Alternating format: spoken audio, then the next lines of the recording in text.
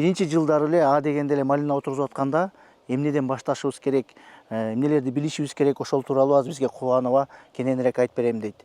Көптөгөн сортторду отургузуп эксперимент кылып аткан учур экен. Сиздерге азыр айтып беребиз. Почти 98-99% көктөгөн. Бир эки жол айдап, андан кийин бир эки жолу фреза салыш керек. Суу куйгандан кийин анан могуну тамырды коюп, кыл тамырдын үстүнкү стволу кедеде 10 см көмүлүш керек. Чыгышы жакшы болот да, көктөп чыгышы аябай жакшы болот. Мынакей подпленка отургузганда нымдуулукту жакшы сактап берет дейт. Мынакей көрүп атасыздар. Момундай тамчылары бар экен. Булар деген баягы орусча айтканда испарение болбой. Ранный сорт болот. Пшехиба деген сорту. Бул польский сорт. 5 уштуктан 20 уштукка чейин көбөйүп чыкты. Көбүп салабы ушинтип эле? Ооба. Бир да оору жок. Мына. Таптаза турат. Саламатсыңарбы урматтуу мекендештер? AgriLife KG YouTube каналыбызда биз малина боюнча дагы кезекти чыгарылышын сиздерге көрсөткөн жатабыз. Сиздер билесиздер, биз Кубанова ягодник байкебизди тартып келгенбиз. Бүгүн дагы ошол Кубанованы тартабыз. Бүгүн биз мына июндун башы аябай көптөгөн сортторду отургузуп эксперимент кылып аткан учур экен. Сиздерге азыр айтып беребиз. Бир 10 чактан ашык сортту эксперимент кылып отургузуп атыптыр малинанын. Анан кийин эң негизгиси бизге ошо отургузуп атканда эмнеден башташыбыз керек, бир 7-8-10 себебин айтып берет. Эмнелерди билишибиз керек ошо малина менен иштээрдин алымында. Анан өзүңүздөр караңыздар, артыбызда мынакей могу жерде, мен турган жерде, бул жерде Маравелла сорту. Бунун баягы өзгөчөлүгүн өткөн чыгарылышта да айтып бергенбиз. Те арт жактарында карасаңардар, көптөгөн ежевика отурулуп турат, гүлдөп аткан учур экен. Эми ежевика боюнча кийинки чыгарылышта да айтып беребиз. Бүгүнкү чыгарылышыбыз мынакей ары жагында толугу менен малина экен. Аябай көктөп, сонун болуп жапжашыл болуп турган кез экен. Ушул жөнүндө сиздерге бүгүн айтып берели. Assalamu алейкум. Алейкум. Кандайсыз, жакшысызбы? Келгиле. Көптөн бери көрүшпөйм, мынакей биздин көрүүчүлөр аябай көп комментарий жазып, сиз баягы малина өстүрүп аткан, көп жылдан бери малина өстүрүп аткан дыйкан эмессизби? Бизде комментарийлер аябай көп, суроолор көп. Көптөн бери чыгарылыш чыгарылбай калдык. Ошого да кечирим сурап кетели. Эми Кудай буйрса мындан ары утур чыгап турганга аракет кылабыз. Буйрса. Урматтуу көрүүчүлөр, урматтуу малина сүйүүчүлөр, малина менен иштегендер, бизден эң негизги суроо мынакей. Биринчи жылдары эле А дегенде эле малина отургузуп атканда эмнеден башташыбыз керек, эмнелерди билишибиз керек, ошол тууралуу азыр бизге Кубанова кененирээк айтып берем дейт. Керек болсо бир ошол малинаны отургузуп баштап атканда бир 10 себепти билишибиз керек экен, ошол тууралуу Кубанова айтып берет. Кубанова, сөз сизде. Ассаламу алейкум. Малина сүйүүчүлөр, жалпы жамаат. Биз азыр элдердин суроосу, талабы боюнча малинаны кантип өстүрүш керек, нөлдөн баштап. Ошону бир аз үйрөнгөнүбүздү элге дагы үйрөтүп, тажрыйбабызды кичине бөлүшүп кетели деп чечтик. Бул элдердин талабы боюнча болуп атат. Аябай ушул нерсе эң маанилүү нерсе, башталыш эмеспи? Орусча айтып коет го, велика беда начала депчи. Ошо баштап атканда эмнени билишибиз керек, ошону азыр бизге Кубанова айтып берет. Ошого элдердин талабы боюнча эми бир аз биз деле толук билбейбиз. Билгенибизди эми мындай элдерге бөлүшүп кетели. Анан элдер өзү деле баягы биздин туура эмес айткан жерибизди толуктап, анан акырын куралабыз да. Эми өзүңүз канчалык бир тажрыйбаны биз бөлүшүп кетели. Ошого бирден бир бул малина өстүрүүнүн жолу мынау малиналар, биринчи жылдыктар. Биз күзүндө отургузганбыз мушуну. Отургузганбыз почти 98-99% көктөгөн. Мындай бир теримде көрсөтүп койсоң. 98-99% көктөгөн. Ушуну да алып койсоңуз болот. Мына өскөнүнү караңыз. Элдерде кээ бирки адамдарда 10% көктөп атат, 20%, 30%. Кыскасы 10%тен 90%ке чейин көктөткөндөр бар. Ошолордун катарында биз деле жылда жерибизде көчөттөрдү жаңылап келатабыз. Бул эми мына быйылкы жылдын немесин сразу көрсөтүп айтып кетели. Булар күзүндө отургузган палана сорту. Палана сорту. Бүт бар палана ошол жерде. Булар палана сорту. Азыр мына булар палана сорту. Ылдый жакта дагы полька бар, дагы биякта дагы башка сорттору бар. Булар эми күзүндө отургузулган сорттор. Эми ошо отурузулгандын себептери бирден бир немеси. Бирок бир мен элдерге кеңеш берип кетиште мурда айтып кетейин. Биринчи көп адамдарга көктөбөй калып атат, кээ бириники көктөп атат, арканда болуп атат да. Эми биринчи мен уже практикамда көрүп атам. Биринчи өзү Аллах өзү баягыдай уруксат берсин. Бул деле жандык. Şu жанданып кетиштиге Аллах өзү уруксат берсин. Бул биринчиси. Алланын батасы. Ооба. Экинчиси жерди аябай жакшы даярдаш керек. Жерди бир жолу, эки жолу айдаткандан кийин андан кийин мала басып, маладан кийин бир эки жолу, үч жолу фреза басып, фрезада аябай жерди попуратып туруп, анан жерди ошентип даярдаш керек. Ошондо кана мындай мисалы үчүн нөлдөн баштап аткандар күзүндө эки жолу айдаш керек болот абы? Бир эки жолу айдап, андан кийин бир эки жолу фреза салыш керек. Фреза салганда мына до сих пор карасаң, аябай жер мында попурап турат да, жумшак турат. Ну жер уже күн ысык, бирок жер жумшак турат. Кара, аябай жумшак турат. Şu жер аябай жумшак болуш керек. Жердин жакшы болсо көктөшүгө аябай жакшы таасир берет. Демек эң биринчиси бул жерди эки жолу айдап. Биринчиси бул Аллах уруксат берсин деп айтам да менчи. Биринчи, уруксат бербесе көктөбөйт. Экинчиси илим алыш керек. Канчалык бир деңгээлде илим албаса болбойт. Илим алып, маалымат алып, кандай кылыш керек, эмне кылыш керек. Тиккенден мурда ар бир нерсеге бир маалымат алып, илим алыш керек экен. Эң башкысы бул. Башкысы. Анан үчүнчүсү бул жерди даярдаш керек болот. Анан төртүнчүсү көчөттү тандаш керек тигип атканда. Туура тандаш керек. Тандаганда муну мен мурдакы немеден айтып кеткенмин. Муну столду мындай бир мындай кожасын неме кылганда немеси жашыл болсо, значит жаны бар. Мынтип эле кожасын кабыгын алып туруп эле кабыгын алганда эле, ооба, тырмак менен неме кылганда сыйрып койгондо ичи жашыл болуп туруш керек. Ооба, жашыл болуп турса, значит жаны бар анда. Ал көктөш керек. Тамыры, кыл тамырлары болсо, ал көктөш керек. Тамырлары дагы мындай чоңураак болуп туруш керек. Чоңураак болот эми, бирөөсүнүн кичинерээк болот эми, көпчүлүктө арканда болот экен. Ту негизиден көктөш керек да, ошол эгерде жаны болсочу. Ошону бизде көпчүлүгү куурата болуп атат. Ошон үчүн көчөттү уже төртүнчүсү көчөттү текшериш керек болуп атат да. Сорт. Анан сорттор бул башка маселе да, бул көктөгөнгө тиешелүү эмес сортточу. Биринчи көктөтүш керек болуп атат. Анан бешинчиси тигип атканда булардын жаны суу болот да. Булардын жаны суу.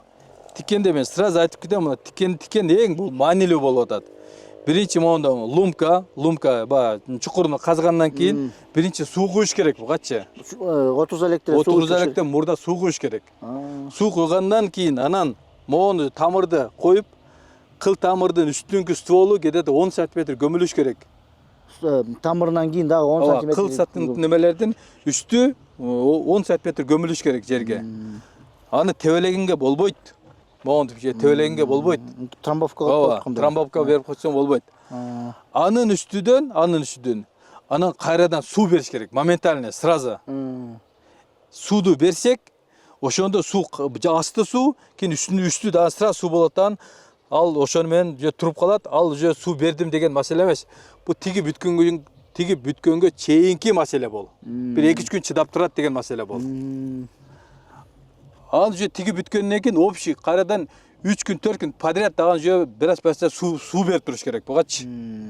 Моондо бир 20% суу болсо, күзүндө жосом эрте жазда суу болсо, жер моондо кургак болсо, 2 саат туруп калса, 2 саат. Моондо сууду топурак тартып алат дагы, кийин канчалык суу бербей бекер болот. Болгон 2 саат эле. 2 саат эле жетет. 2 саат эле жер. Кийин сууга чылап койсоң деле көктөбөйт ал. Болду. Момент. Просто моментиде карманып калыш керек. Келе кичине мынтип аралап айтып бере бербейли. Ошондо 5-себеби бул суу болуп атабы, Могу карасаң, мына күзгү неме. Уже мына 1 метр барбы? 1 метрдей бар. 1 метрдей бар. Уже мына гүлдөйүн деп атат. Мынакей. Буюрса күзгө уже жакшы түшүн берет ушулар. 1 жылдан кийин эле түшүн берип баштайт экен да. Жок, уже мына быйылкы уже 1 жыл болуп эсептелет. Июлда белгилейт. Уже мына бышып күзгө чейин түшүн берет ушулар. Караңыздар. Гүлдөп атат. Бирөөсү жакшы өстү, мына бирөөсү Өмүрлөрүн кичике байлабат. өстү. Ар кандай да, өзүнүн немесиге жараша. Бирок мындай карасам почти эле 100% болбосо да бир 95% эле жакшы. Бар да көктөп карасаң, калыптыр, 95% бар да моундачы. Көктөп турсуңар жакшы. Эми 6-чы себебин айталы. Кубанова. 6-чы себеби. Мынакей Кубанова мындай Ооба. жазып алыптыр карасам. Просто мен бираз түшүнүктүү болсун дедим да, түшүнүктүү болсун дедим. Анан тиккенден кийин, мисалы мондай чөптөр чыгып атабы, могу астыны отош керек. Кээ бир кишилер мындай жакшынака карайын деп туруп, чаап салып атат. Чаап салганда бу тамырды шамалдатып коет дагы. Мондо ысыкта бир эле тамыр шамалдаса кайрадан курап калат. Кантип шамалдатып атат? Ошондо чаап атканда. Тамырды кептеме чаап туруп шамалдатып алат. Ошого астын чаппаш керек. Чаппай эле жөн эле суусуну мында утуру көп суу берип койсоң деле бычылдатып сугарсаң, бул курайт. Же болбосо оору тиет. Көп куурап салсаң делечи, оору нөө болот. Анда деле куурап калат. Ошон үчүн да нымдуулугуну карап туруш керек. Анын баягы суудун немелер текшерген аппараттар бар. Эми ал деңгээлге пока жете элекпиз мындай. На глаз, көзгө эле. Просто мындай биз өз кыргызча айтканда нымдуулугун текшерип мында көрүнүп турат, өзү нымы кеткенде эле суу берип туруш керек. Ошондо ото чөптү кандай кылып алыш керек? Ото чөптү только отош керек болот. Үстүтөн эле отоп. Ооба, үстүрттөн отоп туруп эле, ортолукту мында фреза менен же болбосо чапса деле болот. Ортону кандай болбосун жок кылса болот да, дары чачса болот. Же болбосо фреза салса болот. Ну кандай жок кылса болот. Бирок мына ортолукту отош керек. Башка вариантыбыз жок. Мунун түптөрүн Кубанова кыскасы айтканда так гана түбүндө абайлап тамырын ачып албай шамалдатып албашыңар керек экен да. Эң негизгиси ошол экен. И нымдуу болуп туруш керек экен. Ооба. Анан 8-чи себеби аябай таза кармаш керек. Неменичи? Эгерде чөп басып кеткен болсо, чөптүн немеси иммунитети күчтүү, монолорду кадимкиде кысып, акырындык менен кууратат. Ото чөптөр. Ото чөптөр. Ошон үчүн ото чөптөн таза кармаш керек. Эми ото чөп басып кетсе бул муну чаап деле дары менен ар ким өзүнүн жолу менен кыла берет да. Анан дагы 9-чу себеби бул ушундай караш керек мону. Биринчи жылы аябай татаал монун жумушучу. Бардык эле мындай тиккен нерсенин жумушу аябай татаал болот. Биринчи жылы ушу жаш баланы кандай карасаң, ошондой карасаң, ал уже кийинки жылдарга уже жеңил болот жумушу. Могу азыр бүт баары тегиз көктөгөн болсо, кийинки жылга сразу уже тегиз бардыгы чыгып берет дагы. Урожайга бат киресиң, и түшүмдүүлүк көп болот. Биринчи жылы ала чыгарып алсаң, анда уже кийинкилерди жеткирип алыш үчүн бири өсүп калган, өспөй калганга басымдуулук берет да. Ошон үчүн колашып калат. Бардыгын уже бирдей немеде алып кеткенге аракет бериш керек. Мынакей бир калп менен кетиш керек. Бир калп менен кеткени жакшы. Булар баягы күнгө жакындайбыз деп эле ушинтип эле эметип берет да. Ошентип чоңу кичекейге кадимкиде басым берет экен. Ушул негизги себептери ушулар болуп атат да. Негизги себептер. Анан дагы себептери көп. Эми бул баягы жумуш үстүндө кете берет, бирок негизги себептер ушулар да. Ошол экен да. Могу жерде Кубанова эмелер турат силерде, ленталар, капельный ленталар. Ушул боюнча бир кичине маалымат берип койбойсузбу? Кандай, кантип, канчадан алып дегендей, примерный, может, бааларын айтып коесузбу? Капельный ленталарда бул уже эл жакшы эле түшүнүп калды. Биз азыр мына көчөттөр кантип көктөтүш керек деген маселеде болуп атабыз. Бул капельный лента 2 сом 70 тыйындан. 1 метри. Могул немелер ондуктар болот. Суу чыккан жерлеричи. 10 сантиметр сайынбы? 10 сантиметр сайын суу чыгып турат. Анан могу суу берип туруш керек. Например, 2 күндө, 1 күндө, бирок кыска убакыт. Бат, бирок кыска убакыт. Али бизде бир жумада бир коет да, көп, 5-6 саат бычылдатып коюп ал болбой калат. Кыска убакыт, бирок тез-тез. Ушу менен эффективныйракпы же белкинде элдер арычный менен эффективныйракпы? Могунда капельныйде урожай 20%ке, примерно 20%ке көп болот урожай. Жердин капельныйден аябай пайдасы көп. Немесин дагы түшүндүрүп кетебиз, бирок аябай пайдасы көп да. Кыскасы, урматтуу дыйкандар, мынакей 8-9 жылдык тажрыйбасы киши малина менен, ягода менен иштеп аткан киши айтып атат. Капельный мынакей тамчылатып сугарма системамен сугарсаңыздар 20%ке түшүм жогору алат экенсиңер. Бул эми Бир нерсени сурап кетейинчи, куана мунун бул сортко жараша аралыгын отургузасыңарбы, канча кыласыңар аралыктарын? биз азыр мону өзү бул жагы 2 метр, ортолук проход. Рядтардын ортосу. Көчөттөн көчөт 50 сантиметрден, основной масса 50 сантиметрден тигишет. Бирок биз ошону 25 сантиметрден тиккенбиз. Азыр монун аралыгы 25пи? Ооба. 25 сантиметрден тиккенбиз. Себеби бириге бири жетип келгени батыраак болот да, эмки жылы булар жетип келет бириге бири. По идее 1 метр квадратта, бир погонный метрде 10-12 үчтүк эле болуш керек да. Ошого мына азыр стандарт ушундай да. Эмки жылы уже 10-12 ушул жерден чыгат. Мына караңыз, 12 бул тамыры бияка жетип келди, бунуку бияка жетип келди. Эмки жылы чыгып берет ушул жердечи. Биягы 2 метр. Ооба. Биягы аралыктар 25. Биз 25ден экем. Теги 50ден экишет да. Болот 50ден эксе деле нормально. Ар ким өзүнүн эмесине жараша.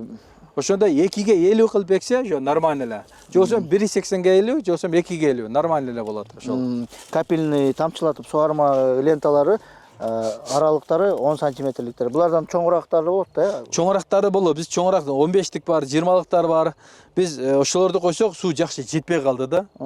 Бизге мындай эң туура келген ушу 10дуктар туура келди. Именно ушул жерге.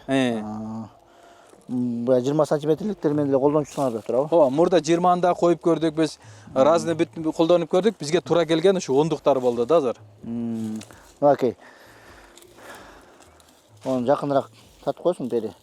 Карасаңыздар, момундай аябай жакшы болуп, түп-түз болуп көктөлүп тур. Мынакей күздө отурулган экен. Бул жерде болсо мынакей бир кичинекей эле түптөн канча мөмө байлап атат. Бул жо биринчи жыл болуп атат. Жо биринчи жылда байлап атат. Моолор эже эми гүлдөйүн деп атат.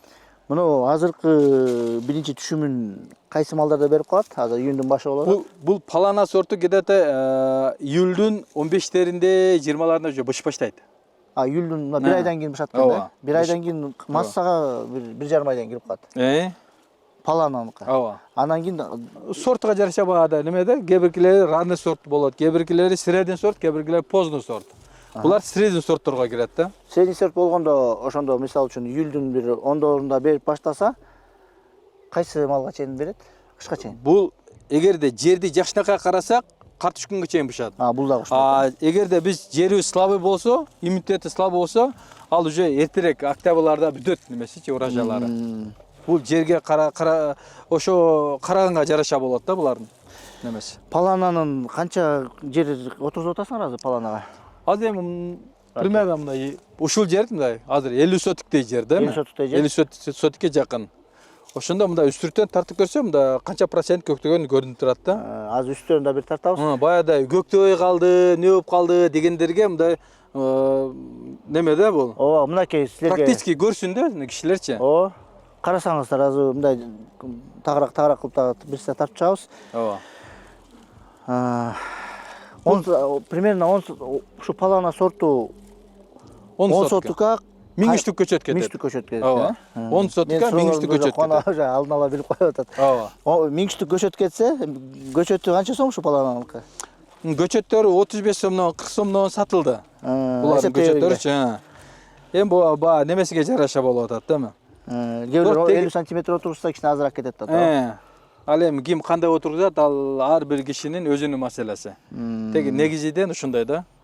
Анан бул жерде жазында отурган неме да, бир тартып кетели анда. Жүрүлөбүз. Тиги ал күзүндө отургузулган. Бир ай мурда биз отургузганбыз монучу. Бир ай мурда. Эми карам, олар бир ай мурда отургузган, биз подпленка отургуздук. Подпленканын дагы өзүнчө бир пайдасы аябай жакшы экен да. Себеби күн ысып калды, не болуп калды. Мына карайм. Бул көктөп атат, мына көктөп атат, мына көктөп атат. Бойлор өсө элек, бирок көктөп атат, эми өсөт. Жапсашлуу болсо булар өсөт. Себеби булар болгону бир ай эле болду. Келечеги бар дейм. Ооба. Эми мунун пленканын пайдасы эмнеде болот азыр? Малинада. Бул биринчи жылга подпленка тиксек болот да, биринчи жылга. Же экинчи жылга болбойт подпленка. Биринчи жылга болгондо эмнеден сактоодо? Ысыктан бул? Биринчиден нымдуулукту жакшы кармап берет. Анан бул жакта испарение болот. Ооба. Бияктан мына көрүң, бул жерде неме боло берет, кайрадан тамчый берет, асы нымдуулукту жакшы кармайт. Мынакей. Экинчиден топурак жарылып кетпейт да, тамыр ачылып калбайт, тамыр шамалдабай, көктөшүгө жакшы болот. Себеби бул жакта ак топурактан сразу эле суу бербей калсаң, топуракта жарылып кетет, тамыр шамалдайт, курайт. Аябай пайдалуу экен подпленка. Ошон үчүн баа чыгышы жакшы болот да, көктөп чыгышы аябай жакшы болот. Ал убактарда эрте подпленка кылганда суук болсо да, ысык болсо деле бирдей немени кармап берет экен. Кыскасы көктөгөн жагы аябай жакшы болот экен да. Эффект болот экен. Мынакей урматтуу көрүүчүлөр, майдын башында эле отурулуп тур мынакей ушул жылы. Уже чыгар менен эле уже жапжашыл болуп, сонун болуп турат. Биякта да бүт малинабы, биякта. Бул жакта эжевика, бул эжевиканы неме кылалы. Мына карагын. Бул эжевика. Бул да экөө бир күндө отурулган, бир күндө. Бул деле кара мына.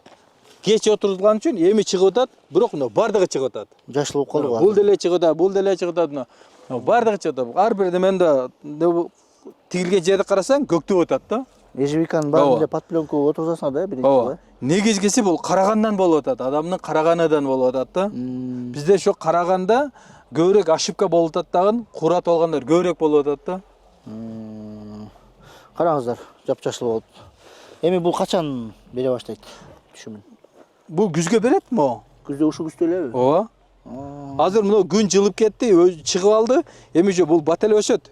Эжевика малина караганда бат өсөт. Жок, тек малина деле. Бир айдан кийин келсең, малина дагы, бул дагы жакшынака өсүп калган болот. Буюрса.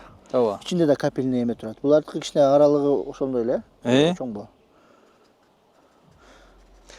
Мынакей, урматтуу көрүүчүлөр, Кубанованын айтышы боюнча, мынакей подпленка отурулганда нымдуулукту жакшы сактап берет дейт. Мынакей көрүп атасыздар, моундай тамчылары бар экен. Булар деген баягы орусча айтканда испарение болбой, испарение болот экен, бирок ичинде бул кайра тамчылап өзүнүн нымдуулугун сактайт экен. Мына кара, бул жак кургак турат, кара. Мынакей таштай болуп калган. Бул жак таштай болуп катуу турат. А бияк жумшак турат. Ным боюнча турат, кара эме. Кара, ным боюнча турат. Окей, да. Карасаңыз, ным болуп турат. Ным боюнча турат.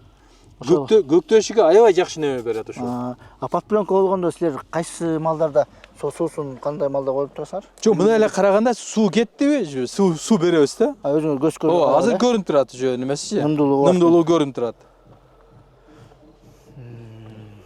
Бул жерде эжевиканын кайсы сорту бул акес? Бул Black Jam деген сорту. Black Jam? Ооба. Лохнес эмес, лохта эмес. Бул Black Jam эжевика тууралуу бүт башка жолу тарталы, бирок ондой сорту бар да, 10го жакын сорту бар. Сизде эле ондой жакын. Бул мына Лохнес деген сорту, Мына жок. Эжевиканын Лохнес деген сорту, бирок булар тууралуу өзүнчө отдельный тарталык. Мына карайм, бүт баары жок королоп калды. Бираз немесинде эле баштады кызарыпчы. Июлдун башыдан баштап быша баштайт. Тарталы, ушуну. Ооба. Караңыздар, аябай көп экен да. Кандай бир көп эле жерге отуруп коюптурсуңар эжевиканы? Эжевикадан көп. 1 гектар жер бар окшойт, а? Ошону эме июлдун бир баш жагында 10дордон кийин Кудай буйрса быш баштайт экен. Силерге ошондо бир тартып көрсөтүп берели. Ооба, бышып аткан убактысыны өзүнчө канча грамм болду, кандай даамдуулугу кандай, ошолор тууралуу соттоо тууралуу бир катар тартып кетсек болот экен. Эжевика боюнча маалымат көрөм десеңиздер, катталыңыздар. Сиздерге ушул эмки айда, июлдарда бир орточо эндеринде Кудай буйрса сиздерге выпуск көрсөтөбүз. Бул сорту ранный сорт болот. Пшехиба деген сорту. Бул польский сорт. Булардын урожайнысы аябай көп болот, но бирок где-то 40 күн 2 айга чейин эле урожай берет. Бирок ошол урожайды 40 күн 2 айдын ичинде берип бүтөт. Бул просто былтыркы көчөт болчу, быйыл мына ошо алып атат. Мына аябай мындай жакшы көктөп чыккандары, урожай мына башталышы аябай жакшы болуп атат. Бул чоңдугу боюнча да аябай чоң болот. Буюрса бир 20 күндүн ичинде мына ошо бышат азыр. 20 күндөн татып кетели. 20 күндөн кийин аябай бышат. Ошондо бышканда канча грамм болду? Биздин погодага кандай туура келет? Алар тууралуу дагы бир өзүнчө айтып кетелик. Бул пшехибаны силер биринчилерден болуп эксперимент кылып көрүп атасыңар да? Элдерде дагы бар эми, бирок эми Биз да ошолордун катарында мындай тиккенбиз да. Бул ошондо быйыл эле эксперимент кылып атасыз. Ооба. Былтыр да бир түшүн берген, но бирок уже быйыл уже жакшы түшүн берип атат. Могу бүт эле пшехиба, Ооба, бул жагы уже пшехиба болот. Ар жагы уже Полька, Палана, Амира деген сорттору көп ал жагында. Бул сорт Палана сорту. Мына эми уже гүлдөө баштады. Бирок азыркы вакытта же бою где-то же 2 метрге жакын болуп почти 2 метрге жакын болуп калды. Карабайсыздарбы? Бою же 2 метрге жакын болуп калды. Мына. Эми бул бою узун болгону менен Түшүмдүүлүгү аябай жакшы, булардын түшүмдүүлүгү аябай жакшы. Бул да польский сорт болот. Былтыргы бир тал турган көчөт азыр же ушундай болуп же чоңойду. Бул караганга байланыштуу болуп атат. Сонун бул көктөп Эми астыны карап көр, астыны. Асты былтыргы бир тал турган көчөт, азыр 5 уштуктан 20 уштукка чейин көбөйүп чыкты. Көбөйүп салабы ушинтип эле? Ооба. Тамыры канчалык чоңоюп узарган болсо, ошончо жерден чыга берет экен. 5 уштуктан 20 уштукка чейин бир тал көчөт ушинтип көбөйүп чыкты. Эми ошо былтыркы неме азыр ушунча болуп өстү. Буюрса эми Кудай берсе быйыл жөө жакшы түшүм болот деген үмүттөбүз эми. Bunun da түшүмдүрүнү тартып кетели, э? Эми мында караса жөө көрүнүп турат да. Анан аба неме кылсаң, бир да оору жок. Мында. Таптаза турат, баардык жалбырактары, немелери таптаза турат. Ооба. Оору болсо кадимкиде билинет да. Ооруган болсо бир гана ушул жерди биз тандап көрсөткөн жокпуз, урматтуу көрүүчүлөр. Бүт эле мындай араласаң мындай. Мындай көтөрсө жөө көрүнөт да. Бүт эле ошондой эле экен да, жапжашыл болуп, оорусу жок, сонун болуп өсүп аткан кез экен. Бул карагаш керек, өз учурунда дарылаш керек, өз учурунда сууларын бериш керек. Ошондо сразу экинчи жылга кадимкиде мындай бир пайдасын көрөт экенбиз да. Экинчи жылга эле. Бул экинчи жылдык болуп атат да. Ошондо былтыркы көчөт быйыл экинчи жыл. Экинчи жылда кошулат экен, э? Кубаныба, мынакей ушундай эми бул деле ийгилик да. Аябай ушундай көктөтүп алып турсаңар, бийиктиги аябай көп жерде экен да, бул Палана сорту.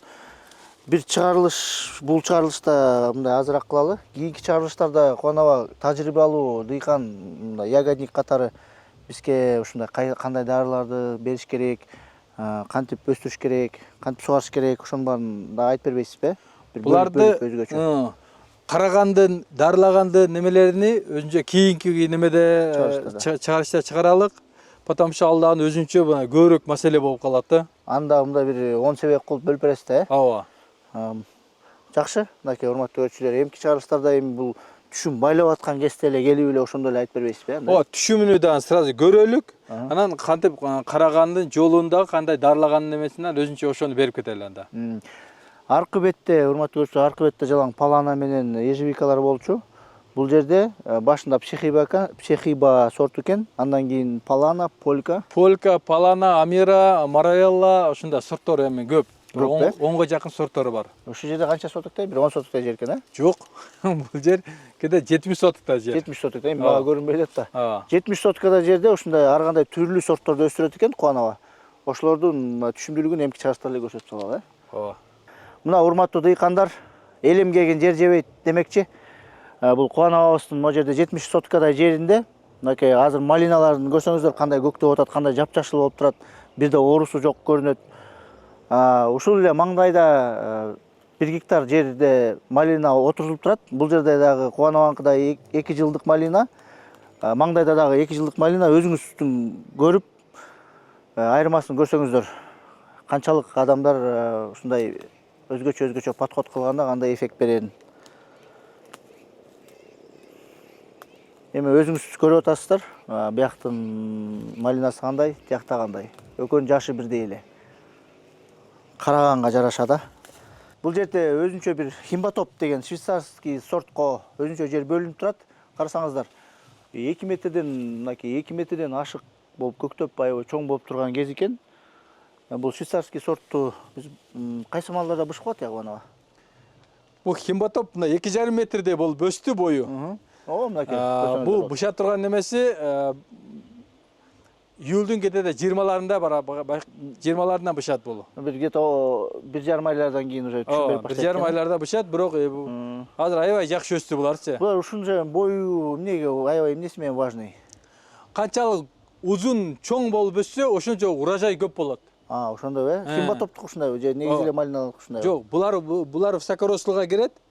Бирок канча өскөн болсо ошончо урожай жакшы болот. Мынакей, эми бул 2 метрдин потенциалы ушундайбы же андан деле ашып кетишеби? Азыр дагы өсүп аткан убакыт азыр. Дагы канча метрге жетиши мүмкүн? Билбейм эми. Канча болот? Азыркы убакытта кидет 2,5 метрдей бар да азыр. 2,5 метр. Ар жактагыларда мынакей 2,5 метрдей бар экен да. Урматтуу көрүүчүлөр. Малинанын так гана ушу өзөгүнө келдик да биз. Азыр жүрүңүздөр эме пшехиба. Пшехибаны көрсөттүк. Шапка Манамаха деген сортту көрсөтүп коеюн сизге. Шапка Манамаха деген сорт.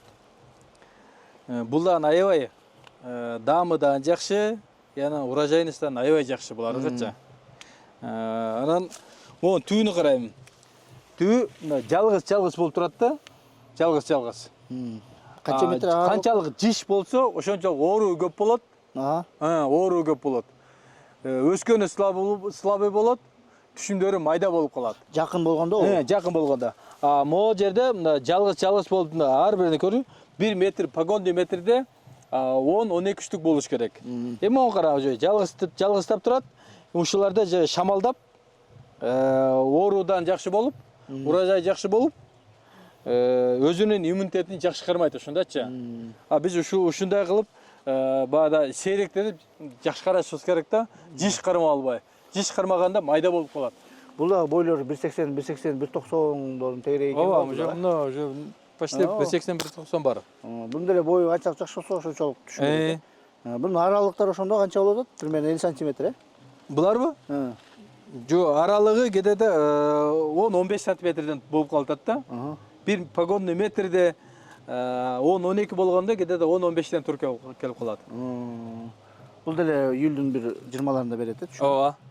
Биздин каналда көптөгөн чыгарылыштардын арасында ежевика жөнүндө да материалдар бар. Мынакей мен турган жер бул ежевика. Бул жерде аябай көп отурулуптур ежевикалар. Сиздерге кийинки чыгарылышта бышып аткан кезин көрсөтөлү. Мынакей азыр ушул гүлдөп аткан кези. Азыр июндун башы, где-то июлдун орто чендеринде келип ушул кожоюну бышкан кезин тартып кеткиле дейт. Ушул урматтуу көрүүчүлөр катталып коюңуздар. Биз сиздерге кийинки чыгарылыштарда ошо ежевиканын бышкан кезин тартып, андан кийин силерге ушул ежевика боюнча дагы кененирээк маалымат беребиз.